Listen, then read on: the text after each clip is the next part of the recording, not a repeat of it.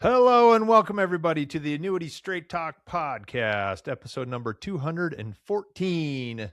I'm your host. My name is Brian Anderson, founder and creator of AnnuityStraightTalk.com, answering all of your questions about retirement. Just past the 23-year mark anniversary, so I'm going to start saying almost 24 years. Maybe in a few months I'll use that. Please like, subscribe, or comment on any of your favorite podcast platforms or on YouTube. Got some good episodes coming up. New developments. We're going to hear from a client next week. And new developments. I've got some software coming out that's going to help everybody conceptualize the use of annuities in retirement. Very excited about developments. In case you guys were wondering if I ever actually work on anything anymore, because it takes a lot to run this and continue improving so that it evolves to be a cutting edge tool and resource for everyone. Go ahead and share it with your friends. If you want to know anyone else's opinion, advisors, friends, people that could use it, people that might have a different opinion. I'd love to hear from everybody. I'm going to share my screen and talk about this podcast today. And it's one last kind of negative thing, actually, as far as sales tactics. And then we're going to try to do some really positive stuff going up. But catchy title for you all. God doesn't sell annuities. Imagine that. And if you take offense to this, then I don't know. Come on. This happens all the time. So you have to know. The guy who made the appointment that I'm going to talk about started off saying, well, first of all, Brian, are you a Christian man? So I'll give you guys the answer I gave him. I said, yeah, but that doesn't have any relevance to the advice I give, my credibility, or the relevance of what I might tell you. It has no bearing on any financial decisions you make. If I say I'm a Christian, that does not make me a Christian. I believe it's what we do and how we act and behave. Everybody got their own definition, but try to be a good person, essentially. And I'm pretty sure God doesn't care about maximum profitability of your retirement assets. If anyone uses religion for credibility in this business, you can almost guarantee you're about to get screwed. It's kind of the same thing as fiduciary. It's, pray about it, right? Pray about it. Don't think about all the features of this. Just pray and see if you get a good feeling. No, you still need to, still need to understand what you're doing, okay? So last year I ran an episode about a fraud case in Arizona involving annuities. This one this week is not quite the same.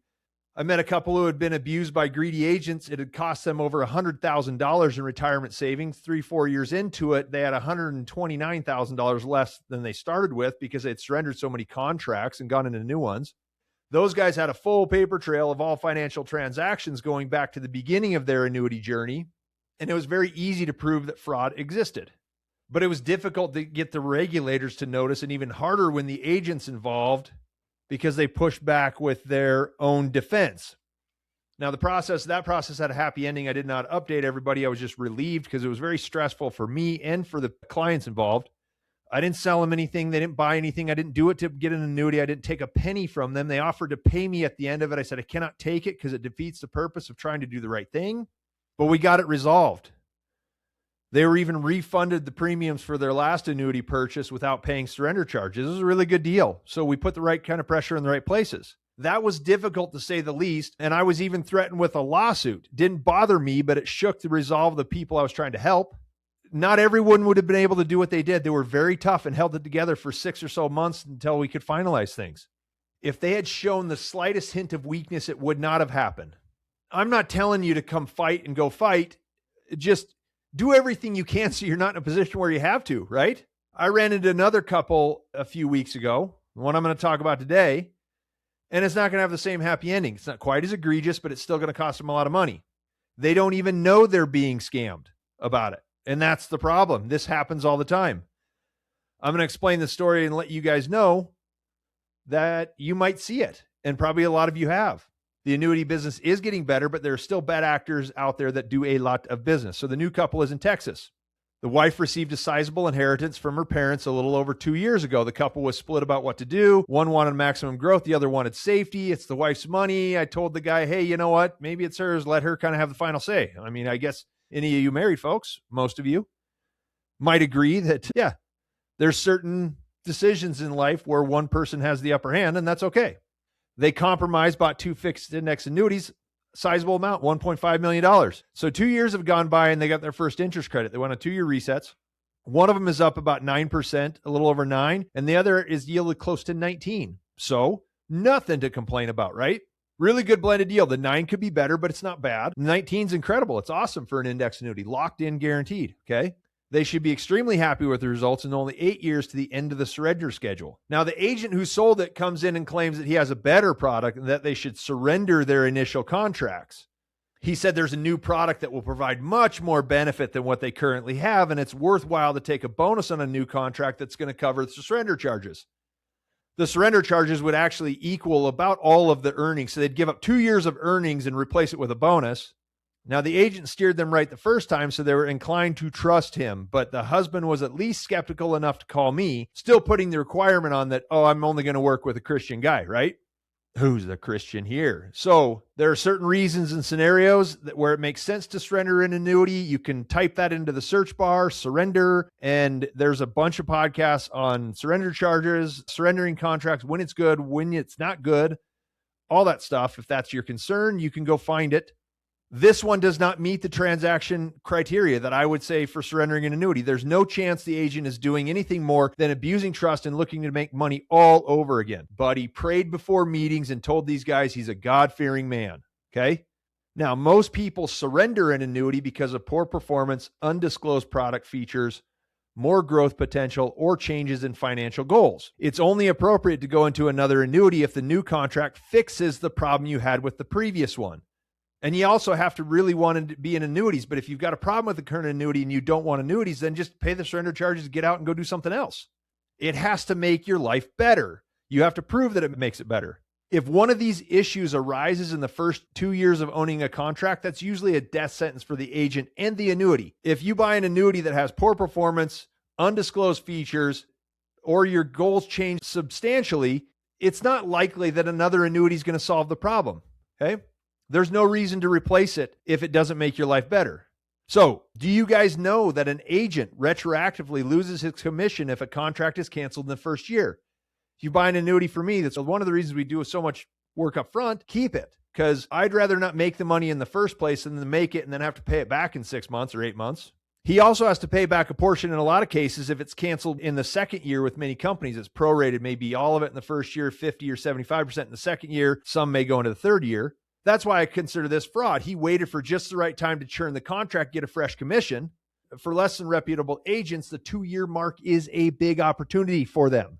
Hey, you trust me. We both go to church. We pray before the meetings, make sure that we're guided the right way. God is not guiding me or anyone else into advising you in finances. No way. Between the contract that was already owned and the new contract that was proposed, we can use common sense to determine if swapping is a good deal. The current contract issued in 2023 has good rates, as proven by solid performance in the early years. The new contract has a bonus, which inherently comes with lower rates. We talked about bonus annuities. If you get something up front, they're going to reduce the backside. Okay?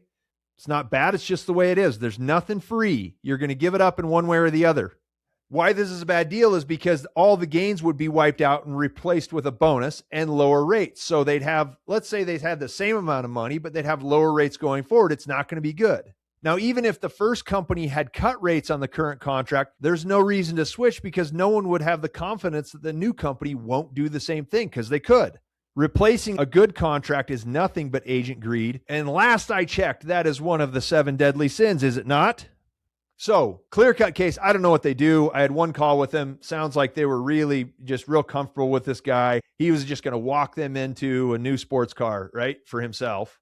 They were going to start from ground zero with the same amount of money, less potential going forward. That's the only way I see it. That is fraud. That's a lie, and it's not going to work, okay?